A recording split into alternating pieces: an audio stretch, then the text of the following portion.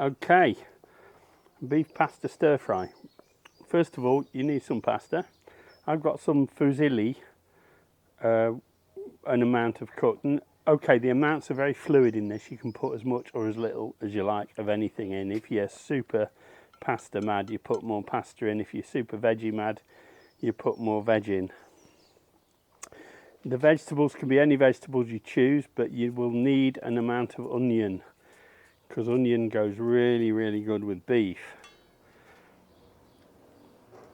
And the vegetables I've got here are zucchini or courgettes, as we call them here in the UK. We use the French name. And some red sweet peppers or capsicums. Really nice. Everything cut into kind of strips. I've got some spring onion, which I'm going to be using as a garnish, and a little bit in the actual dish itself. Over here I've got some water for making up my stuff, some oil for cooking in, some good quality Chinese soy sauce, light soy sauce, some toasted sesame oil, some oyster sauce. This is a really, really good Thai brand of oyster sauce, and some dark soy sauce. That's mainly for colour, and it's got a slight molasses kind of taste.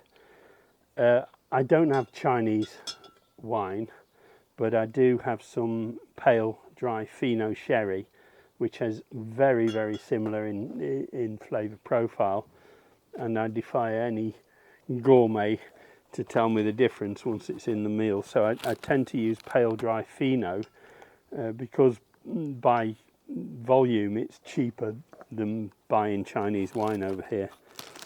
I've got some corn flour, corn starch, as you may know it. And I'll run through the beef here. Okay, the beef, I've got a couple of images which will flash up on your screen, and it was some tender steaks, thin sliced steaks, which were kind of offered up as a barbecue option. I think they make rather good stir fry steak because it's already cut into thin strips, which you just need to slice into lengths like I did in those images you see now.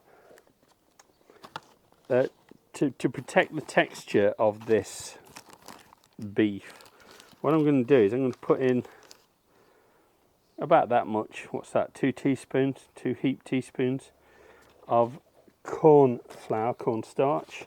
I'm going to mix that in like so.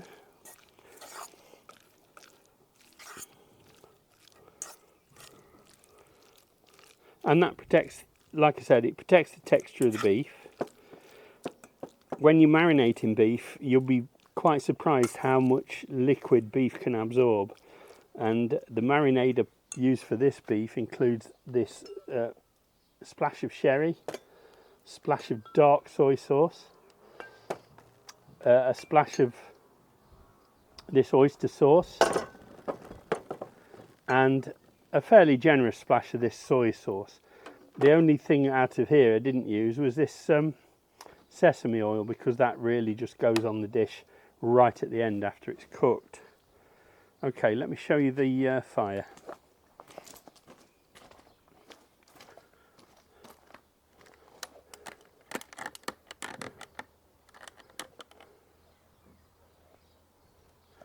So that's my fire, and what I've done is I've edged around 2-3 corners of it with bricks, which are just kind of holding the fire in and sending the heat upwards rather than outwards.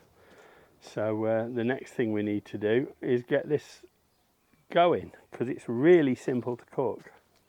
I'm going to get my pan on there, and it's going to want to tilt, so let me just put it where it won't, and we'll let that get hot. It won't take long to come up to heat in the ferocious heat of that barbecue there. I'm using the discarder as a fire bowl that we converted. I'll link you to the videos in the description below and up in the cards. And a little bit more oil, I want plenty of oil in this.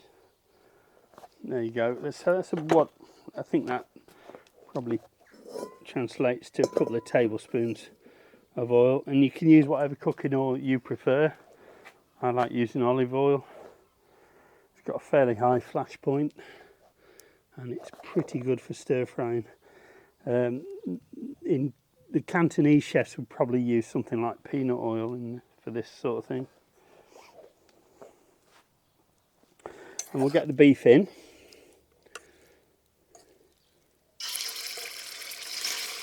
And you want that high strike heat, so you want it pretty hot, like the oil's kind of smoking.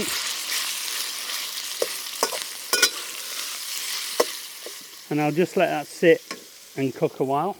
I've got to bring that back up to heat. Give it a turn, keep it cooking.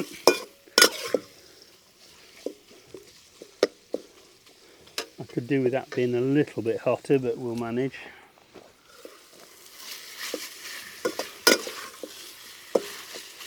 Once that's darkened up, just keep turning it, stirring it and frying it. And I'm going to take a pinch of my spring onions, because I want that cooked spring onion flavour in there with the beef. That works really well. Keep that moving and allow the heat to build up again. You might hear aircraft overhead. We're in the flight path for Liverpool, John Lennon and Manchester airports here.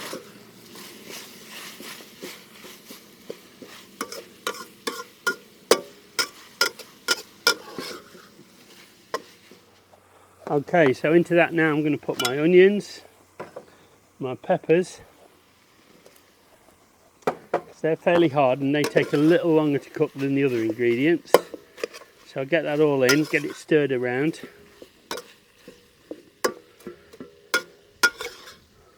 And get that frying again. This is it's effectively a one pot meal, but I can't really claim that because the pasta has been cooked separately in a separate pot, so it's not a true one pot meal, although it is all served as a one pot meal.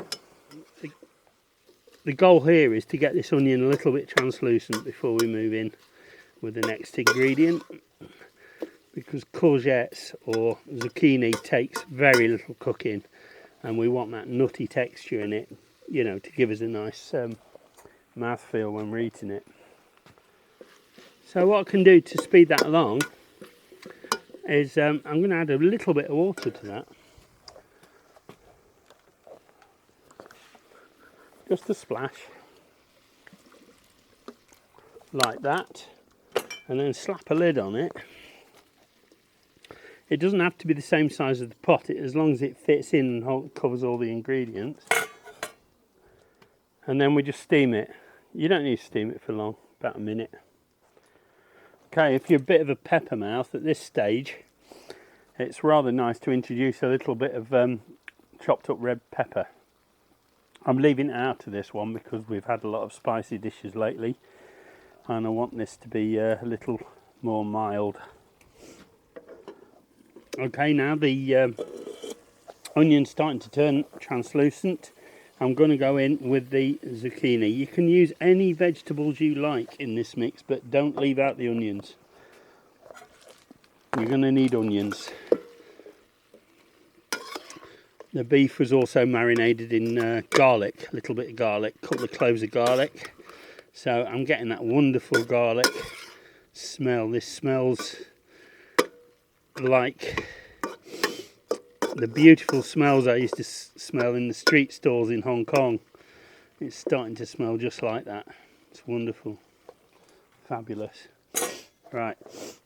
I've just put in the zucchini or the courgettes, and I just want to steam that a little bit longer. Maybe give it another splash of water. Not a lot.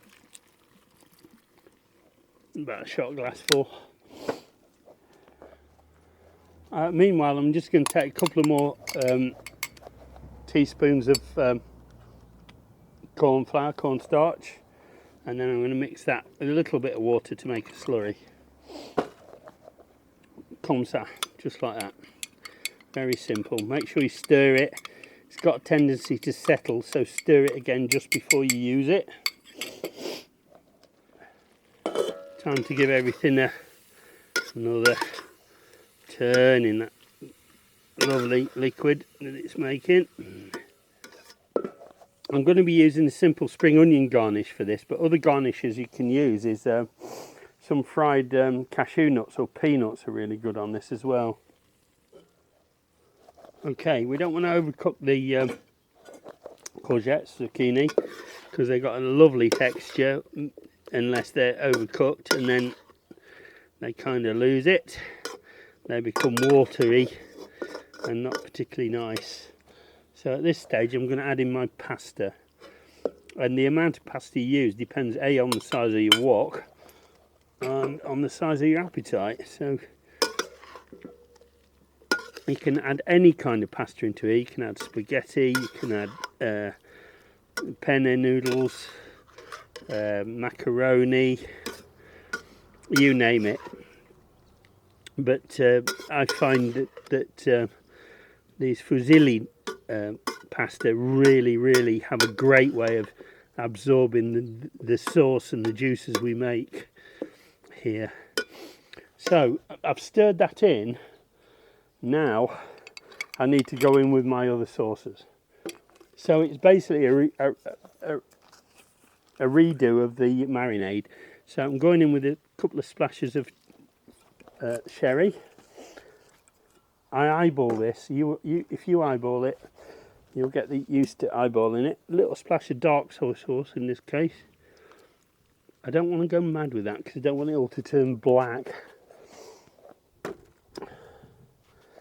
And oyster sauce. The reason I use oyster sauce is it really is superb for bringing out the flavour of the vegetables. It just draws out the flavour of the vegetables and it's delicious. So another splash of light soy sauce. You don't need much, just splashes, and eyeball it. Learn to eyeball it. The sort of people that give you these tiny measurements, I don't think they really like food. If you want to make this your own, eyeball it. There you go. Get in there with that. And then we'll put the lid back on just for a minute or so, if it'll all fit. Excellent. That looks good and it smells fantastic. I'm going to add a little bit more water to that. And allow it to make a sauce. That's better. Lovely. It's got a sauce, but the sauce isn't too cloying and too thick. Perfect.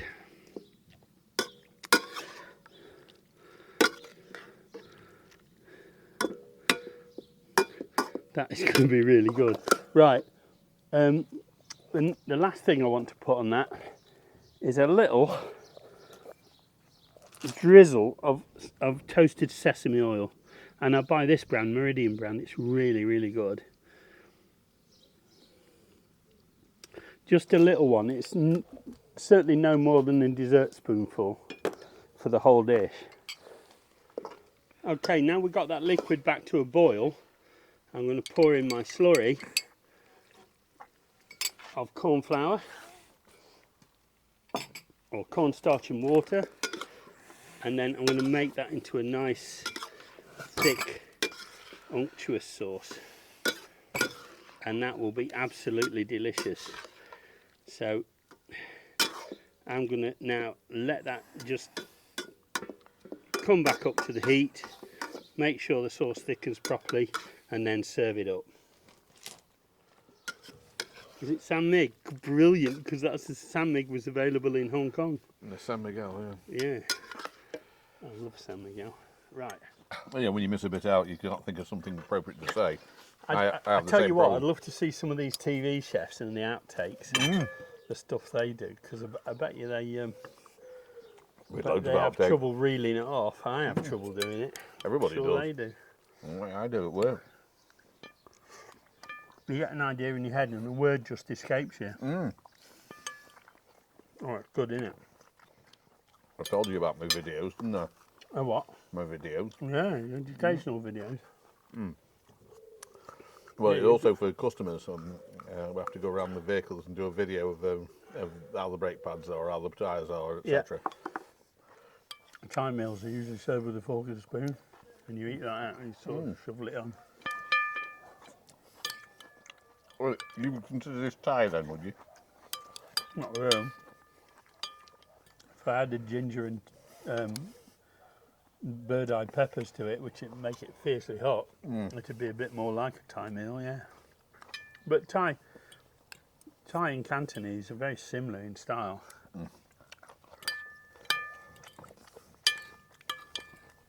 This is more Cantonese though in style. It's my comfort zone, isn't it? It's where I learned to cook. I suspect you're already a decent cook before you went out there. Yeah, all right. Got a lot better though, because I was cooking every day for my wife and I. What stuck with me though is the Cantonese food philosophy. Now and I think it's what British people like about, because most Chinese food over here is Cantonese. It's what British like, because they don't like the vegetables. Yeah. When you eat an English meal, you tend to eat meat on a plate, some gravy, some spuds, and some overcooked vegetables. Which is perfectly good if that's what you want to eat. But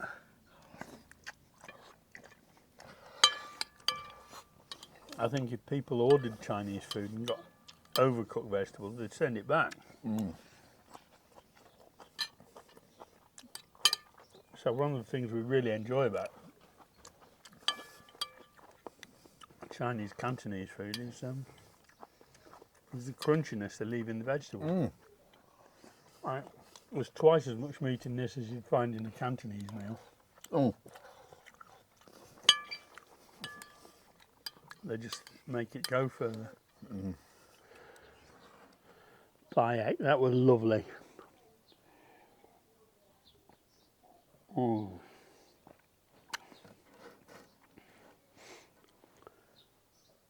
Give us a thumbs up, like, subscribe, tell your friends, and we'll see you next time. Cheers.